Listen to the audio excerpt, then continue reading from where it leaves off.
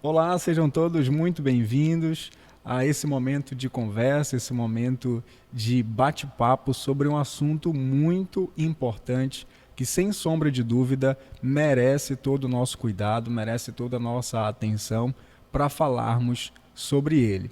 E eu estou falando sobre jogos online e jogos de aposta e as suas consequências. Comigo está hoje a Letícia, ela que é professora, trabalha na área da educação e deixa eu ver se eu consigo falar aqui a formação acadêmica dela. Ela que tem licenciatura em pedagogia, especialização em psicopedagogia, especialização em neuropsicopedagogia e muito obrigado, Letícia, por estar dando essa oportunidade de nós esclarecermos esse assunto de dentro da sala de aula para nós que estamos aqui fora. Sim, eu que agradeço a oportunidade. Para mim é um privilégio falar de um tema tão pertinente, né, na sociedade hoje em dia, na era da tecnologia. Bom, então, Letícia, na visão de dentro da escola, de dentro da sala de aula, ali, da sua rotina do dia a dia, quais são os principais problemas encontrados dentro da sala de aula em decorrência do vício em jogos online? Certo. Os jogos online em si, eles não são algo problemático, mas da feita que se torna um vício, aquilo ali afeta na escola, principalmente na concentração deles, né? Porque os jogos eles dão um retorno muito rápido para eles, um estímulo de resposta muito rápido. E na sala de aula eles vão ver um retorno mais lento das aulas, algo que para eles até não tem retorno. Então atrapalha a concentração, a autoconfiança deles em aprender, e isso acaba afetando o rendimento escolar, nas notas mais baixas, na autonomia deles em sala de aula.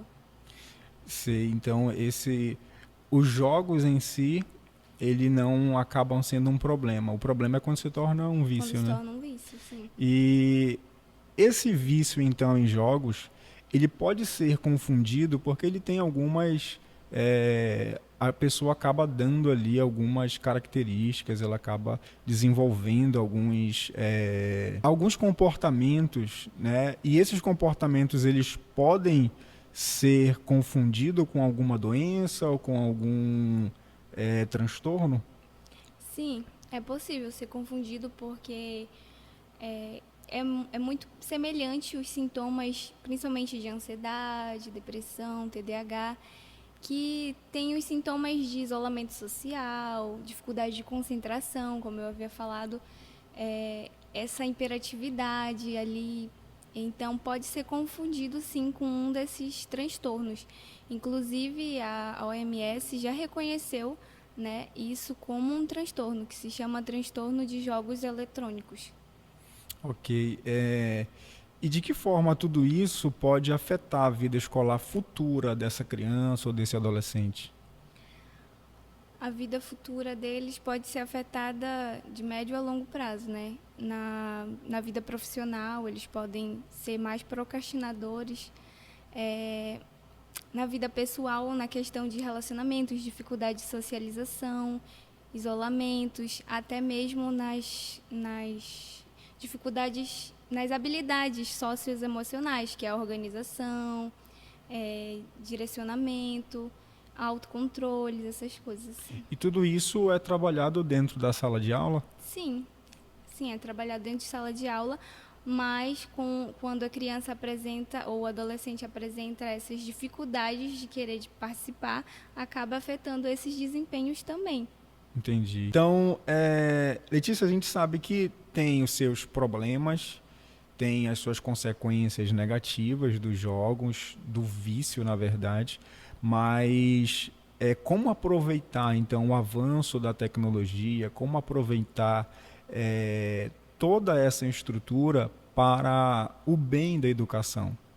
Sim, essa é uma última pergunta, porque a gente falou como isso afeta na educação, né? Como o vício em jogos afeta, mas também a gente pode usar isso ao nosso favor, trazendo ele para a sala de aula, os jogos, até mesmo como um método pedagógico, né?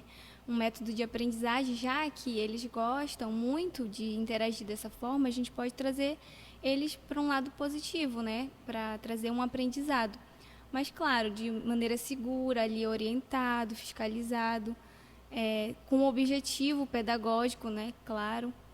E também a gente pode usar a tecnologia como plataformas de ensino, como já existe, né? Cursos online.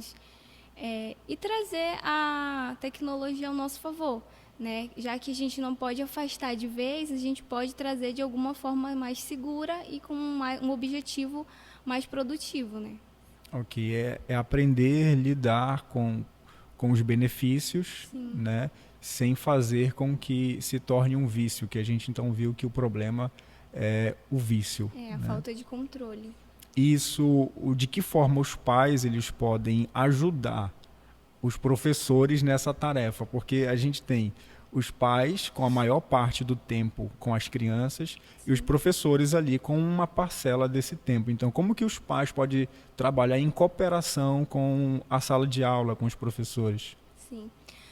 É reconhecido como transtorno de jogos eletrônicos quando já tem uma falta de controle no tempo de jogos ou até mesmo a prioridade. A prioridade deles se torna jogar.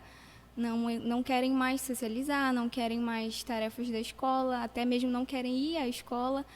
Então, aquilo ali já pode ser diagnosticado como um transtorno de jogos eletrônicos. Mas para chegar a esse ponto, é preciso ter muita liberdade para isso, né? Eles têm muito tempo sem vigilância, muito tempo sem um limite, então os pais podem ajudar dessa forma, eles podem ajudar antes de chegar a esse ponto. Eles têm que visualizar, não, aquilo ali já está prejudicando meu filho porque ele já está tempo demais, ele não faz outra coisa a não se jogar, é ali que ele encontra prazer unicamente, ele não tem mais prazer nas atividades da escola, da família, de passeios, ele prefere estar ali isolado, jogando. Então, o cuidado que os pais devem ter é antes de se tornar um vício, porque depois do vício fica muito mais difícil.